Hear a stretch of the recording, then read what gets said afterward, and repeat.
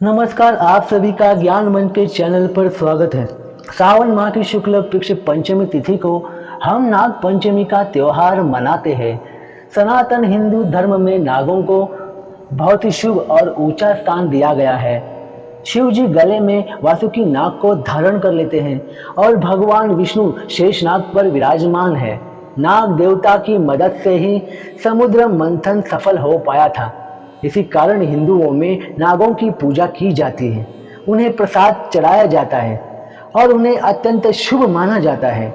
नागों के देवता भगवान शिव को माना जाता है, इसलिए शिव जी के साथ ही उनके नाग पर भी जल और फूल चढ़ाया जाता है। माना जाता है कि इससे सर्प दोष से मुक्ति मिलती है। आज मैं आपको नाग पंचमी की कथा सुनाने जा रहे हैं, जो गरुड़ पुराण में बताई गई है।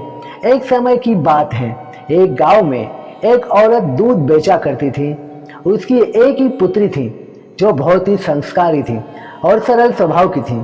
उसकी माँ का एक नियम था कि वो रोज दूध उबालकर और उसे ठंडा करके अपने घर के आंगन में रखती थी और घंटी बजाती थी, और फिर जितने भी सर्प होते थे वो दूध पी लेते थे।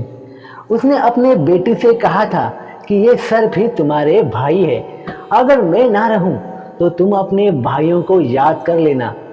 कुछ समय बाद जब उसकी बेटी बड़ी हो जाती है और उसकी शादी एक बहुत बड़े खानदान में होती है, जिस गांव में उसकी शादी होती है उस गांव के मुखिया के साथ बेटे थे।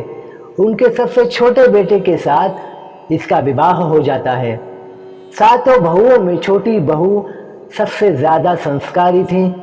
उससे बाकी के बहुएं ताना मारती थीं कि तेरा तो इस दुनिया में कोई नहीं है। एक माँ थी और वो भी मर गई। ऐसा सुनकर भी वो किसी से कुछ भी नहीं कहती थी। अब श्रावण का महीना चालू हुआ। सारी बहुएं बहुत ही खुश थी। उनके भाइयों लेने के लिए आने वाले थे और वे पूरा महीना अपने मायके में आराम से व्यतीत करने वाली थी। सबसे बड़ी बहू छोटी बहू के पास आती है और कहती है, तुम्हारा तो कोई भाई नहीं है, अब तुम क्या करोगी? पूरा सावन यही बैठे रहना पड़ेगा। ये सुनकर छोटी बहू को बहुत दुख होता है।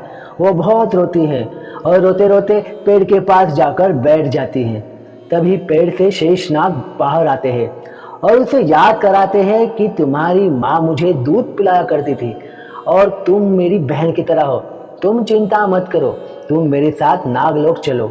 एक बहन अपने भाई के घर आए, ये उसका अधिकार होता है। शेषनाग मनुष्य का रूप धारण करके छोटी बहू को उसके ससुराल से अपने नागलोक ले जाते हैं। यह नाग माता से भी उसे प्यार मिलता है। वो आशेषनाग के छोटे छोटे सर्प हुए थे, जिनको नाग माता हर रोज ठंडा दूध पिलाया करती थी। एक दिन की बात है, छोटी बहू को पता नहीं था कि दूध अभी तक ठंडा हुआ है और उसने गलती से सर्पों को दूध पीने के लिए बुला लिया। जैसे ही सर्पों ने दूध पीना शुरू किया, उनका मुंह जल गया और वो बहुत ही क्रोधित हो गए।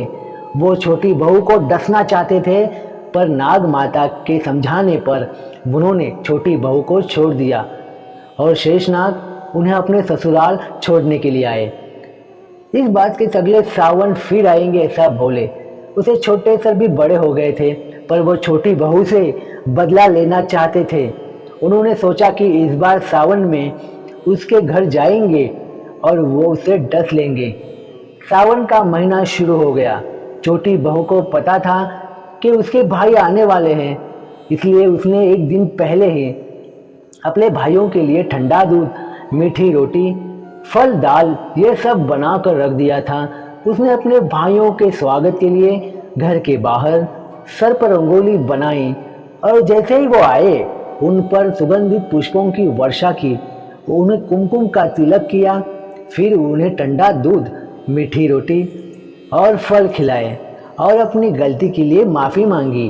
उसके बाद सर्प भाइयों को विश्वास हो गया कि उनका मुंह छोटी बहू से गलती से जल गया था, इसलिए सभी ने खुश होकर छोटी बहू को एक बहुत ही सुंदर मोतियों का हार दे दिया और वचन भी दे दिया कि जो भी तुम्हारी तरफ प्रेम से ठंडा दूध पिलाएगा हमें, हम उसे सर्पदोष से मुक्त करेंगे।